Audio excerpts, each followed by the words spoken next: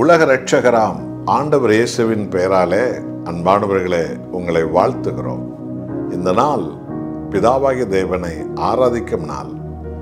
உலக இரட்சகர் ஆண்டவர் இயேசுவை முழுவுள்ளத்தோடு கூட நாம் தேடி நமது பாவ அக்கிரமங்களை விட்டுவிடுகிறேன் என்று சொல்லி அவைகளை விற்று நமது மீட்பர் இயேசுவினுடைய விழாவிலிருந்து வடியும் இரத்தத்தால் நாம் கழுவப்படும் நாள். ஆவியானவரால் நாம் புதுப்பிக்கும் நாள். சுகபலனை பெற்றுக்கொள்ளும் நாள். ஆசீர்வாதத்தில் நாம் உயரும் நாள். ஆவியானவரால் மறுரூபமான நாள் இந்த ஆராதனை நாள். 1 யோவான் 1ஆம் அதிகாரம் 7ஆம் வசனத்தின் பகுதிகளை இப்போது நான் வாசிக்கிறேன். அவர் ஒளியில் இருக்கிறது போல நாமும் ஒளியில் நடந்தால் ஒருவரோடு ஒருவர் ஐக்கியப்பட்டிருப்போம். அவருடைய குமாரனான இயேசு கிறிஸ்துவின் ரத்தம் சகல பாவங்களை நீக்கி நம்மை சுத்திகரிக்கும்.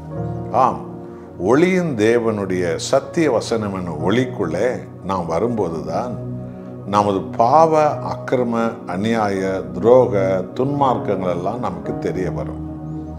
ஆகவேதான் ஆராதனை நாளிலே ஆவியானவர் வேத வசனம் என வெளிச்சத்துக்குள்ளே நம்மை கொண்டு வருகிறார்.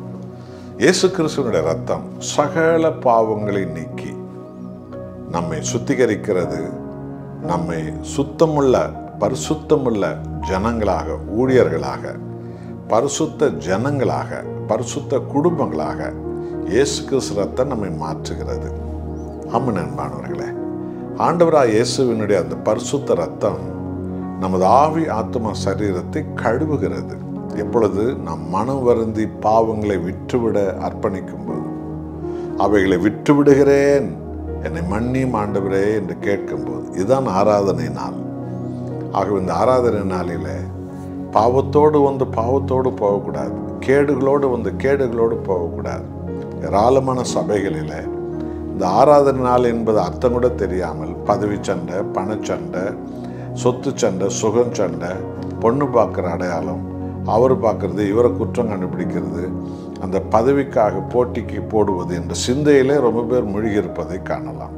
அவர்களுக்கெல்லாம் அந்த ஆராதனை நாளுடைய மகிமை தெரியாது. ஆகவே இயேசு கிறிஸ்து ரத்தத்தால் நாம் கழுவப்படும் நாள் தான் ஆராதனை நாள். நாம் பரிசுத்தமாக்கப்படும் நாள் தான் ஆராதனை நாள். நம்முடைய பாவங்கள் நினைக்கப்படாமல் சிலுவையில் அழிக்கும் நாள் தான் ஆராதனை நாள். நாம் பரிசுத்த சந்ததியாக உயிர்த்தெழும் நாள் தான் இந்த ஆராதனை நாள். ஆகவே இந்த லெந்து நாட்களில் தவ காலத்தில் இந்த பரிசுத்த ஆராதனை உண்மையாய் பாவங்களுக்கு நாம் விட்டுவிடுகிறேன் என்று அவைகளை அறிக்கை செய்து விட்டுவிட்டு நமது மீட்புக்காக சிலுவையில் நித்திய பலியான ஆண்டவர் இயேசுவினுடைய இரத்தத்தால் நாம் கழுவப்பட்டு நாம் பரிசுத்த சந்ததிகளாக உயிர்த்தெழுந்த ஒரு வாழ்க்கை, இந்தியாவில் பல கோடி மக்கள் ரட்சிக்கப்படும் ஒரு வாழ்க்கை வாழ நம்மை அர்ப்பணிப்போமா? ஒப்பு கொடுப்போம். அன்புள்ள நேசப்பிதாவே, உம்மை நன்றியோடு நாங்கள் துதித்து வணங்கி நாங்கள் ஆராதிக்கிறோம். இயேசு கிறிஸ்து ரத்தம் சகல பாவங்களையும் முதலாவது நீக்கிவிடுகிறது, கழுவிடுகிறது. எங்கள் கருத்து தேர்ந்த நாள் முதல் இன்றைய வரைக்கும் எங்கள் வாழ்வில் ஆளுகை செய்த பாவங்கள் எல்லாம் உண்மையாய் மன்னிப்பு கேட்டு மன வருந்தும் போது கர்த்தர் கழுவி விடுகிறீர்.